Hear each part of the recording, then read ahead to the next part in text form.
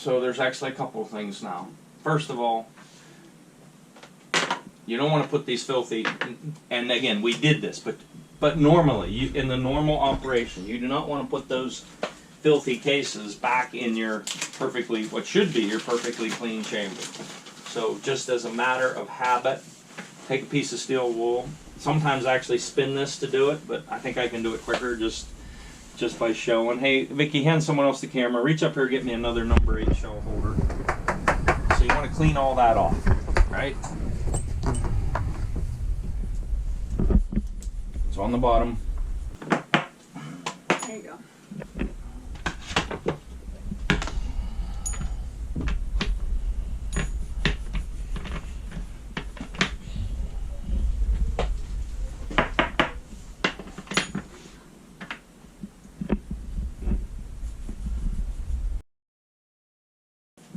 You have another piece of steel wool, I'll help. Pardon me? If you have some more steel wool, I'll help.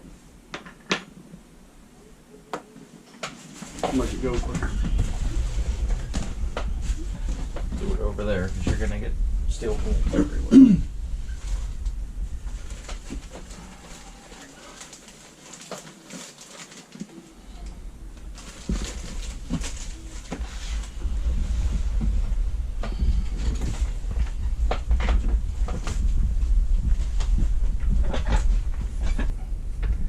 I didn't come from Georgia, might as well.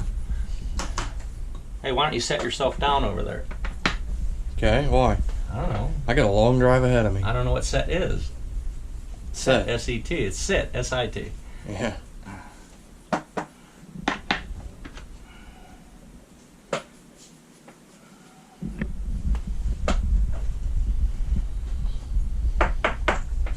Let me get a paper towel so I can tap them out like you don't mind.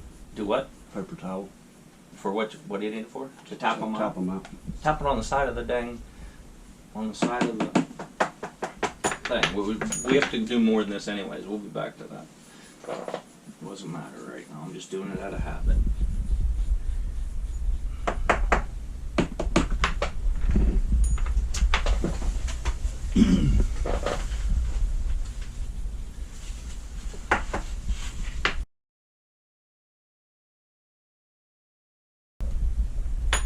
Yesterday, by the way, you guys didn't know this, and I just thought, you probably wonder, well, okay, why do we do stuff like that? Yesterday was the second day I've had off this year, and it is now June the 28th. We went turkey hunting one day, and we went four-wheeler riding one day. Did you get a turkey? Of course you got a turkey, otherwise we would have took 2 days off. What breed of turkey you got up here? All of them. There's Easterns, and there's Marmarians, the ones with the white feathers on the end. Anyways, they brought them in from places, and there's not. What's the ones in Florida? Osceolians or whatever. Osceolas? What are they? Osceola. Yeah, there's not those. They couldn't survive there. It's too cold. It's super fun. We like to go turkey hunting. Pardon me? Hal and I like to go turkey hunting. It's fun.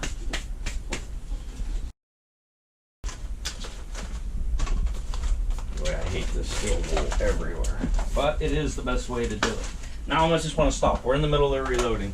But so yesterday we shot this gun, right? We took the 6.5 Creedmoor out. You can't see it on that camera.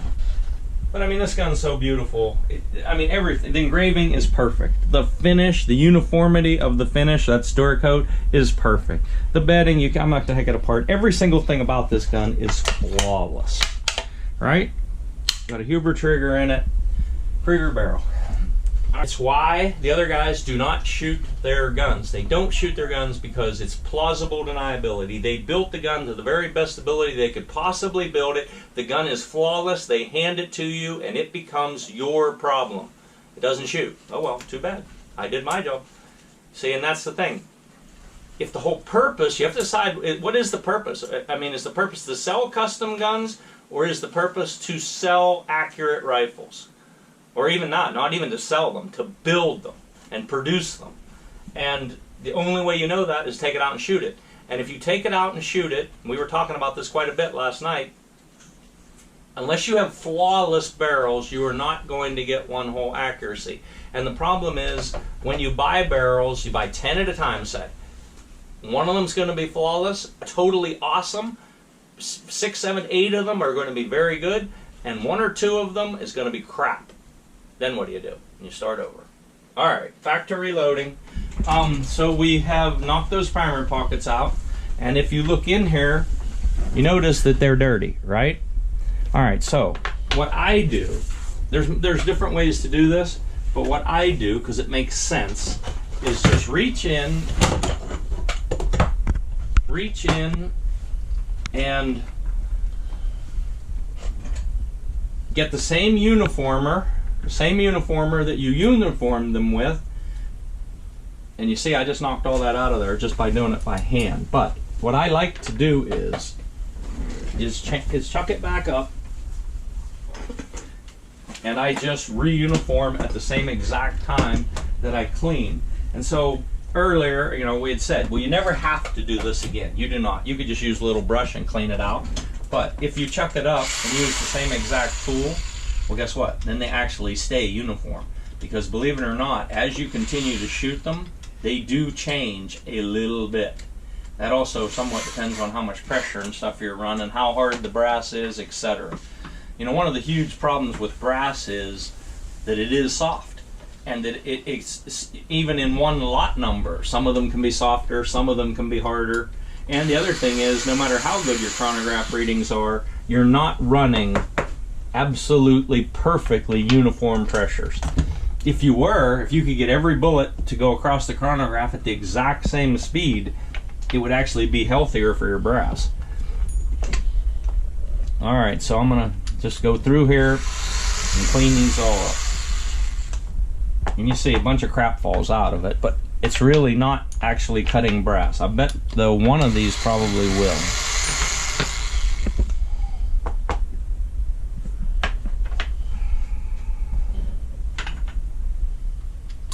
Do you want me to do the other drill out, or no? I have, no. And here's the thing, we use this uniformer. I do have other uniformers, but I don't want to do that because they may not be identical. So it only takes a minute. Vicki, please go turn on the AC. See how loud it is going to be. We're going to need. It's 75 degrees in this room. You know, there are years that. Okay. We exclusively use right now Krieger, Bartlett, and Brooks. Obviously, they win everything. That's what wins. But that being said, and most of them are really good, but there are years where we will not get a bad barrel. Like every single gun just shoots awesome, right? I think last year, we had 6 bad barrels. And already this year, this will be 2 bad barrels this year. I mean, what are you supposed to do with that?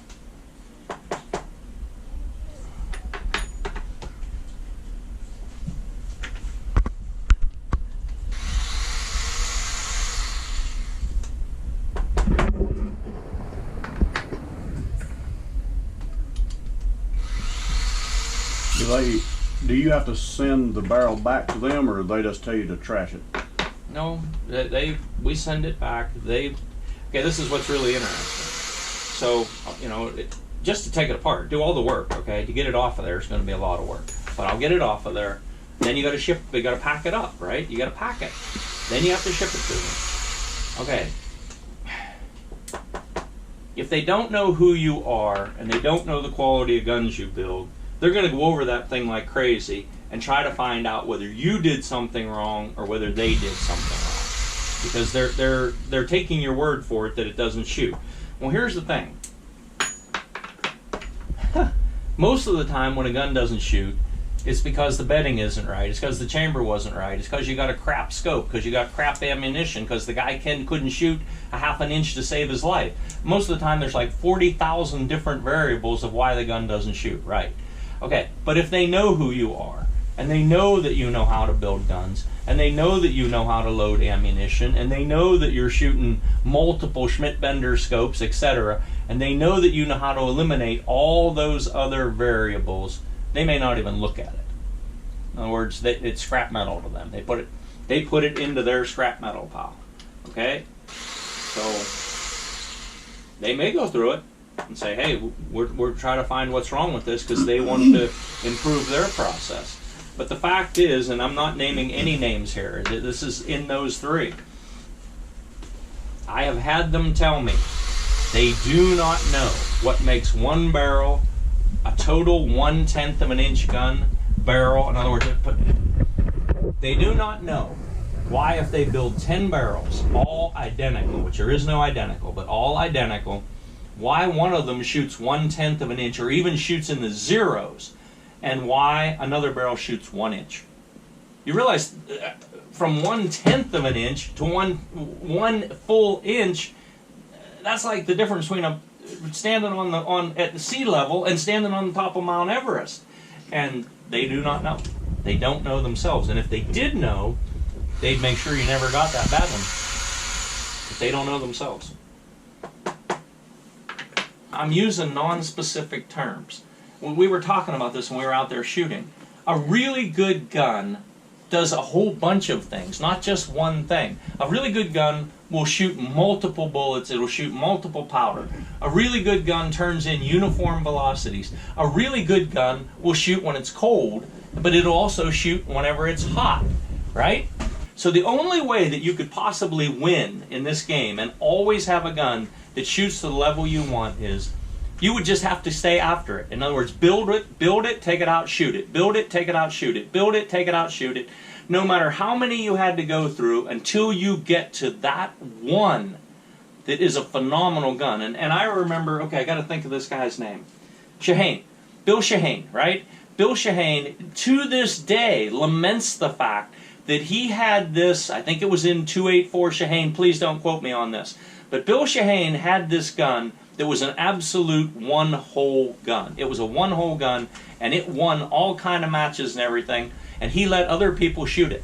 He let other people shoot it. Well, this is the other thing that's horrible about this. By the time I'm done talking, nobody will ever want to buy a gun, all right? So say you get that one-hole gun, right? Okay, you take it out, you shoot it. Now we're working at, oh, this is a 1/10 of an inch gun, or even a gun that shoots. Brian, reach down there and pick up one of those. Pick up the smallest of that 28 Nosler. Give me whichever one of those is smaller. Okay, look at this. All right, so this is 28 Nosler bench gun. It's standing over there in the corner. 0.155, right? No load work. So this gun basically shoots one hole, and it does it easily, consistently. Now, here's the thing you have to understand. Every single shot you fire out of it, you're moving away from this. So in other words, it's highly perishable. It's like having the most absolutely perfect ripe apple, and it's like, this apple is perfect today. Tomorrow, it's going to start to turn brown. 3 days from now, it's going to be a bunch of mush that you want to throw away. And that is exactly the way guns work. So anyways, back to Bill Shaheen, who's a very knowledgeable shooter. Okay, been shooting 1,000-yard bench rests forever. So he had this gun that was this type of gun. And he let other people shoot it at the matches, right? And to this day, he'll say, why on earth did I let people shoot that gun? Because a gun like that, or a gun like this, comes along once in a lifetime, maybe. And if you're a gun builder, you know, like me, I'm way over 200 guns. I might have had 10 to 20 guns that were totally awesome. I mean, shoot in the zeros. But that's out of hundreds of them. So it's a losing proposition, no matter how you look at it. And the only way that it could be worth it is, let's just say you have to build 10 guns to get one awesome one. That means that one gun, you have to be paid for that one gun equal to the plus the other 9. Do you see what I'm saying? I mean, I didn't say that very clearly. But if you're going to scrap 9 of them to get one, you have to be paid for all 10. Which,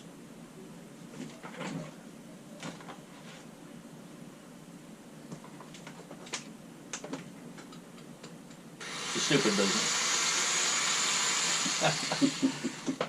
Honest to gosh. It's why nobody shoots their guns.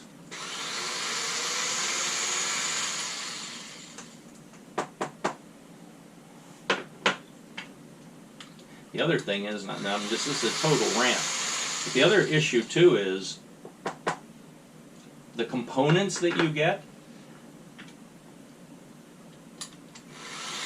Okay, we were talking about barrels. Okay, so you realize you have to pay for whether it's a good barrel or whether it's a bad barrel. And we have to extend some grace to them because they build each barrel as to the highest possible standards that they can do. But they do not know whether the one that you just bought, whether that's an awesome one, or whether that's an average one, or whether that's a crap one. All they know is they did their job as good as they can. But you have to pay for it, okay? You have to pay for it. And say you buy, and I'm not talking about bat receivers here. That's one of the reasons why I use bat. But say you buy a receiver. When you get it, you do not know if it's square. You don't know if it's straight. You don't know if the raceways are concentric. You don't know any of that stuff. So say you buy a $1,300 receiver, and I am thinking about a certain brand right now, you got to go over the whole entire thing. Okay, and to do that, you got to put it in the lathe, and you got to get it spinning on its center, and you have to, and say it's crap. Well, then you got to fix it. All right, like with stocks. Man, I really don't want to go into stocks. I mean, the point, what I'm trying to say with this is, you are at the mercy of all of the components that you have to buy. And so then you have to work with those, do the very best job you can do, and then you take it out and shoot it, and you find out, okay, it doesn't shoot. It doesn't shoot. So then you get to start over. It's just, I don't know if there's, I'm sure there's some other business that's as bad or worse than this, but I don't know what it is. And my God, just imagine if you went in to get brain surgery, and the surgeon's like, this scalpel's dull, and this doesn't work, and this doesn't work, and when you came out of brain surgery, you're paralyzed on half your body. And be like, oh, well, too bad. You know? Next. Yeah, exactly. We'll win the next one. We'll get it right before we leave today. Yeah. Maybe.